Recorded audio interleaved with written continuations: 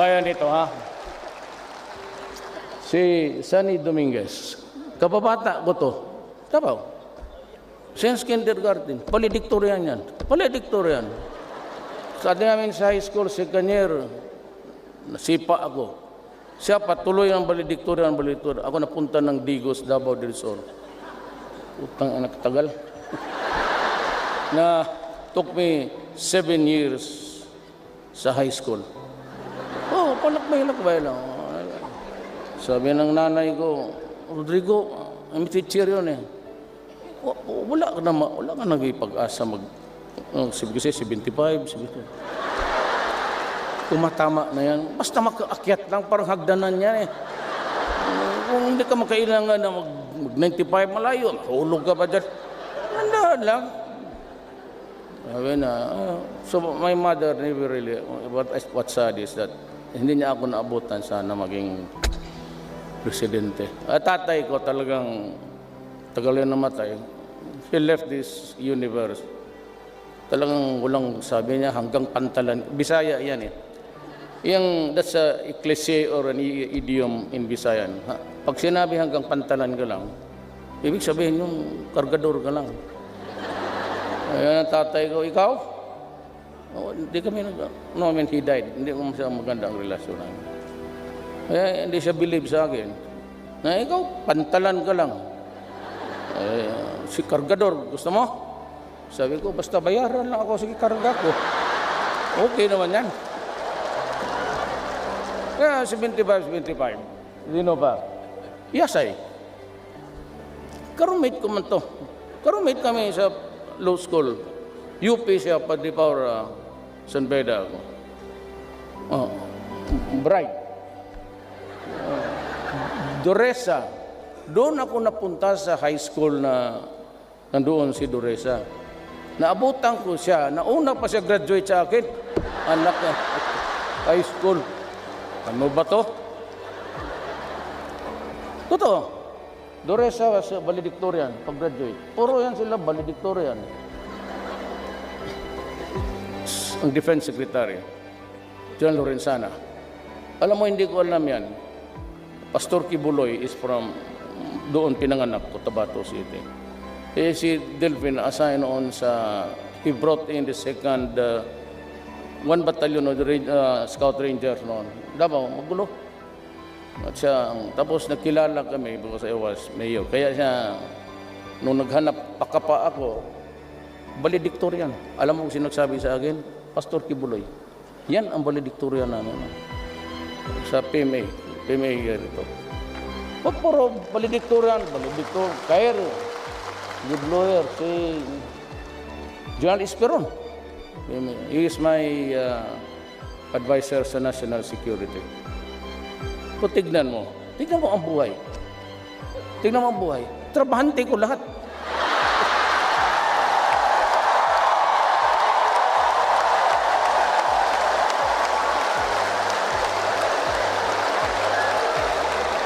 But can you take it? Yes. Okay. Isang araw, may pumuntang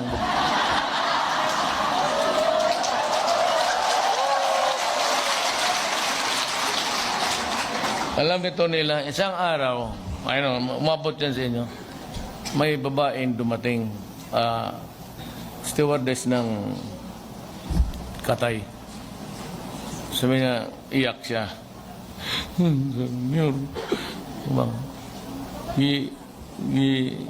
Iiwanan ako, gipabuntisan ako, tapos sumama ng isang pulis sa Region 12. Alam niyo to?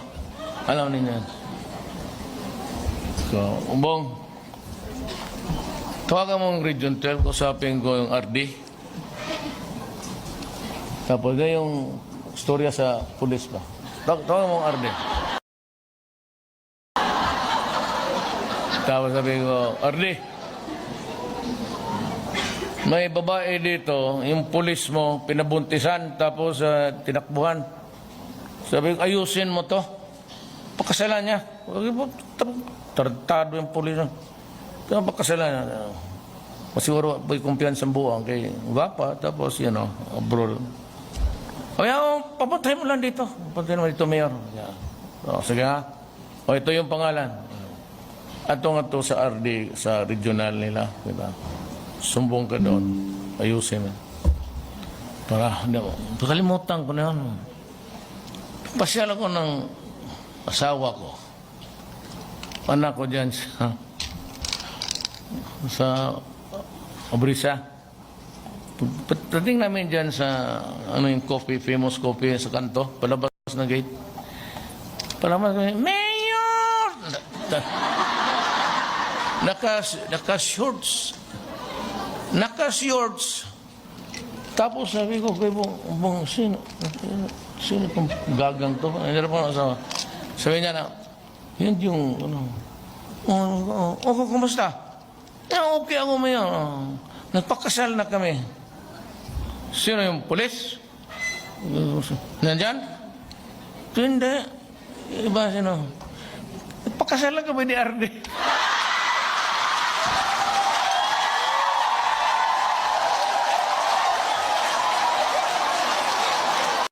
Ito, yung abogado ng mga artista. At ito, kung gusto mo ng chismis kung anong nangyari talaga. Dito kaya. Sal, pwede ka nga.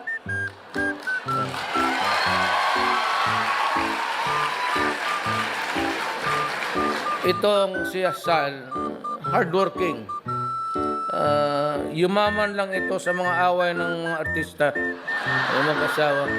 Yung magkakaso-kaso. Ako po ay ordinaryo lang, kagaya ninyo. 75, 76, ganun lang yan.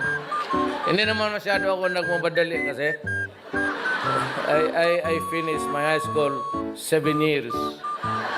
Sabi ng nanay ko, Rodrigo, matapos ka kaya? Sabi ko, wala man tayong pagmadalaan dito sa buhay na to. Sige lang, bilyar. Minsan nahuli pa ako ng nanay ko, yung talagang takot, pinalo sa ganon-ganon. Kaya yung nanay ko kung buhay ngayon, i-demand ako ng child abuse. Talagang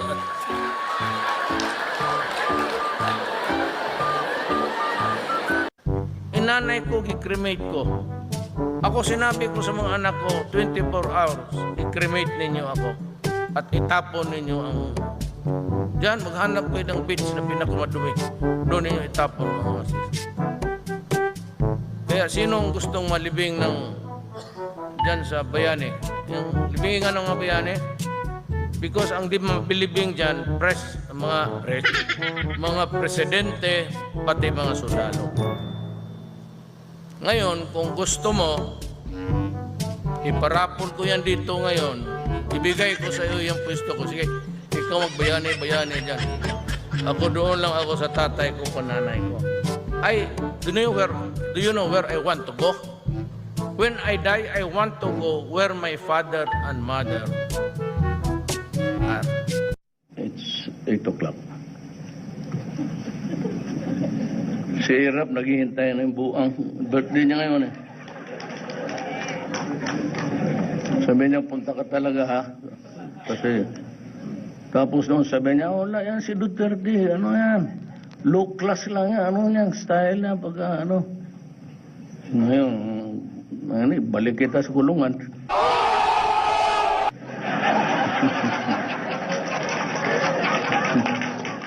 So walang klase, pwede kayong magbakasyon dyan lang sa bahay. I'm sure may mga bagay-bagay dyan sa bahay na hindi pa ninyo nakita. Alam ko na kung anong gawin ninyo. Bili kayo ng cellphone na marami. Wala naman kayong ginawa kung hindi magtulbok-tulbok rin dyan eh. I tell you, I guarantee you, natuto ito sa akin. Pati nga yung style, sinunod. He is very, pati babae, dalawa rin yung kanyang ano.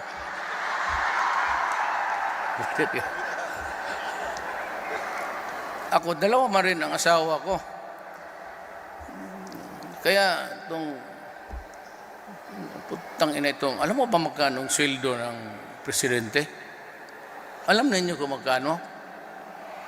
200,000. Ang asawa ko, dalawa. Yung 100,000 doon kay nanay ni Inday, itong 100 sa nanay ni Kitty. Ewan ko, ito si Bonggong ilan na.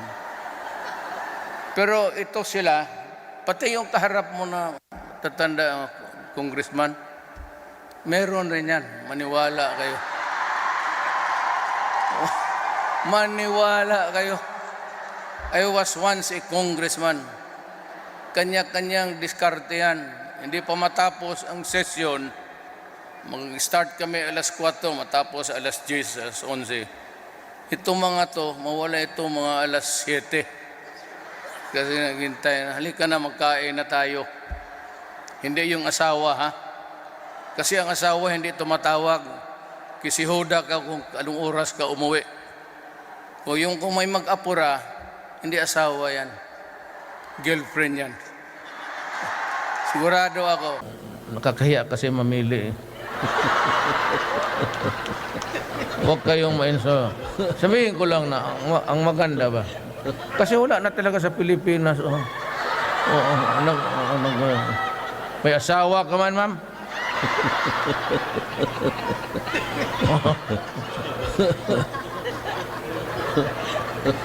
Ma'am, pakialam ko nandoon ka sa Pilipinas. Ako minsan, pag wala nang pili yan.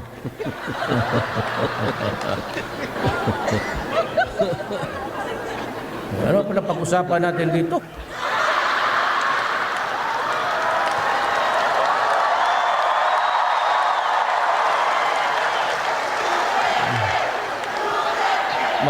Maganda na ang buhay ninyo. Ma'am. Bukidnon? Hulak ka. May asawa ka na? Totoo ka? Hindi, totoo ka. Kung gusto mong umuwi ngayon, malaki yung urbano. May bakante ka. Totoo ka, taga Bukidnon ka? Sa Malay-Balay? Manolo Portich. Nanalo ako sa Bukidnon, ma'am. Akin ang panalo ko?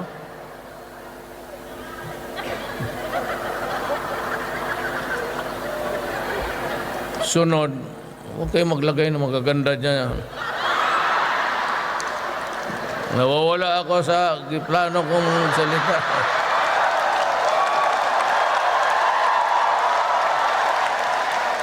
Huwag kayong mabastusan. Tao lang po ako.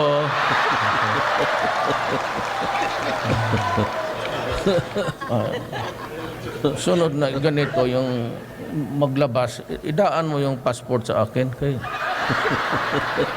Huwag ka na lang pumunta doon, ma'am, dito.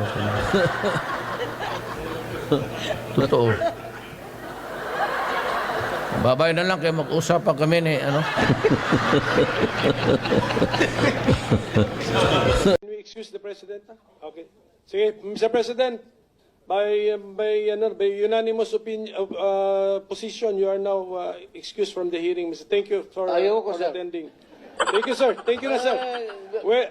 Whether you like it or not, kasi itong mga kaibigan niyo po rito, gusto na po kayong iparelax po, Mr. President.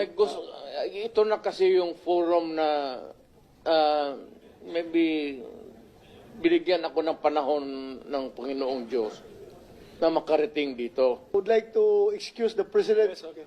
from We this hearing. suspend so that the President can...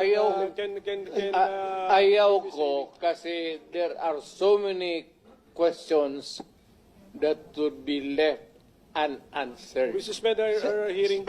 Sir, pag wala ng question, Tapusin natin itong putang inang problema ng Pilipinas.